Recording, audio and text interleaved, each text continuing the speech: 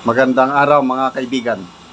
Ito po ang palasyo nagbigay na ng statement in response doon sa pahayag ni BP Sara na in case na may mangyaring masama kay BP Sara, kasi problema ang seguridad niya ngayon. Kung magorgor siya, sabi ng Vice Presidente, may kinausap na siyang tao na re-rest back din. Gurgurin din si tatlo yung binanggit niya, ang Presidente, ang First Lady at ang Speaker of the House. Ito, nag-respond ang palasyo. Basahin ko statement from the Presidential Communications Office.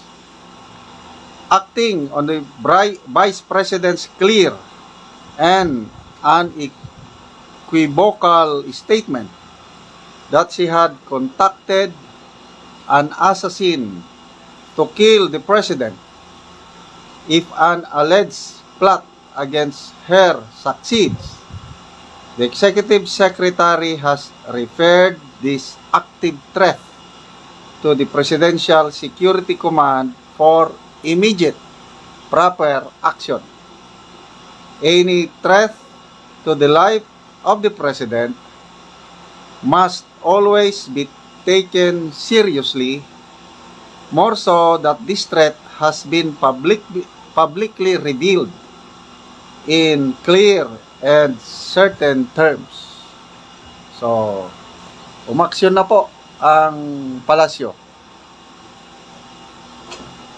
Ibinigay na ang bagay na ito sa Presidential Security Command para sa kanilang kaukulang aksyon. Okay, anong basa nyo dito? Seryoso ba si BP Sara sa kanyang sinabi? Although, 2 beses niyang sinabi, no joke, hindi ako nagbibiro. Ako, ang basa ko dito is out of frustration. Kaya, out of galit lang. Kung may balak kang masama, bakit mo sasabihin? Bakit mo i-announce sa publiko? Ganun lang yun. So, ako, personal opinion ko lang ito. Hindi ako naniniwala na darating sa puntong iyon. Na magkakasakitan na sila. Ano lang ito? Frustration lang, dismayado lang si BP Sara sa mga pangyayari. Okay. Ang pinakamasakit na pangyayari ngayon yung sight in contempt lang ang kanyang kaibigan, si Atty. Lopez. Tapos binisita niya. Tapos nag-react ang House of Representatives. Biglang may committee order na ililipat si Atty. Lopez sa correctional, women's correctional. I believe ito yung kinagalit ni BP Sara. Na according to her, this is a very clear abuse of power. Okay, pati na rin si Senator Bato nagbigay na rin ng reaksyon tungkol nito. Unjustified, sabi niya. So, pakinggan natin itong statement ni Senator Bato. Sa anong conscious mga nangyayari nito? Para sa akin, is this appropriate? dahil yung tao na hindi pa man lang nagiging accused, no? Hindi pa napailan ng kaso, kung i-treat mo parang convictado na dadalhin mo sa women's correctional. Women's correctional facilities a place for convicted criminals. I've been the Director General of UPOR at alam ko kung anong sitwasyon dyan sa loob. Yan ay bulungan yan ng mga serving sentence, convicted felons serving sentence. Bakit mo ikulong doon yung isang babae, isang abogado na pinatawan lang ng citation for contempt? Ngayon, dadalhin mo na doon sa facility for the convicted criminals is very unjustified para sa atin. Very unjustified. Magpakuntip-kuntip kayo ng tao tapos hindi ko kayang bantayan dyan sa inyong facility. Pero magkayong facility for contempt persons, di ba? For persons cited in contempt, you should have your own facility dyan sa Kongreso para bantayan ninyo. Bakit nyo dalhin doon? Okay lang sana kung doon dalhin sa Quezon City Police District detention, mga gano'n.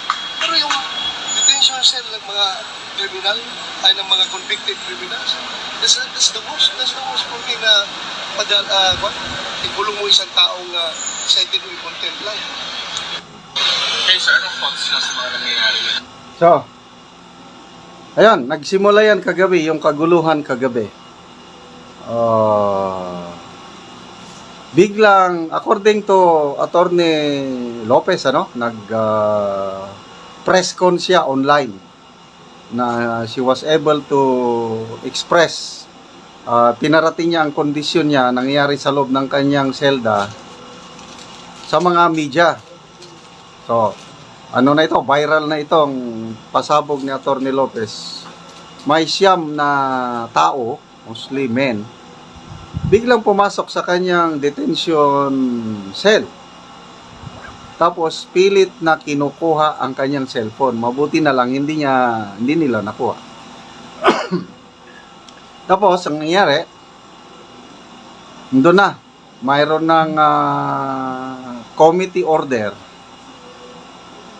yung Committee on Good Government and Public Accountability, na bigla siya sa gitna ng gabi, bigla siyang i-transfer sa Women's Correctional Facility, yung under ito ng Bilibid.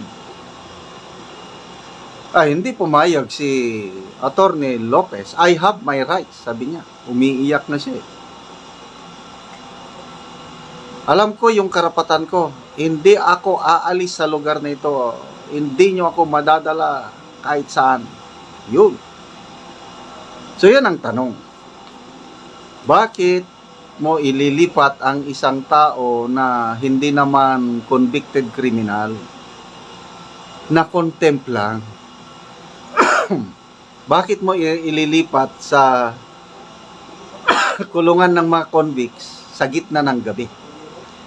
Kaya ang mga media na nag-interview kay Attorney Lopez, nagtanong, hindi kaya nang dahil sa presence ni BP Sara sa House of Representatives, sa detention facility, hindi kaya gusto kayong paghiwalayin? Yun ang tanong ng media, yun ang hinala ng media. Hindi naman sinagot ng diretsahan ni Attorney Lopez. Sabi niya, basta alam ko ang karapatan ko, hindi ako papayag, hintayin ko ang aking abogado. So, walang nagawa ang mga tauhan ng House of Representatives. Hindi nila nailipat si Attorney Lopez sa correctional.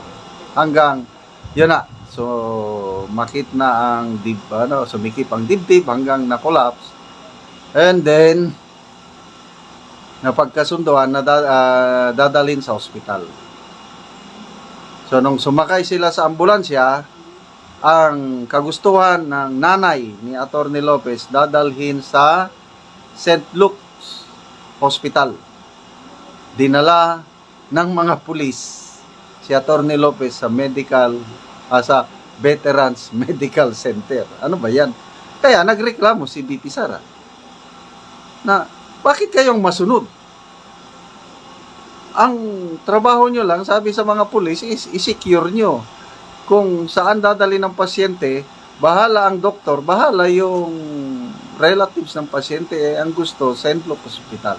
So, from detention cell, dinala sa Veterans Medical Center, then from there, dinala. So, I believe ngayon, nasa St. Luke's Hospital si Attorney Lopez. So,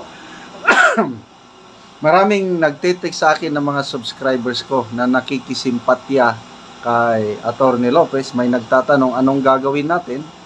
Sabi ko, relax lang tayo. Magdasal. walang gagawa ng alinmang hakbang na ano. I believe ma-resolvar pa rin ito. Kasi sina BP Sara, Senator ni Lopez, they're trying their best to cooperate. Ito lang kasi, nagsimula ang lahat nung biglang ilipat sa correctional facility itong si Atty. Lopez na kahina-hinala.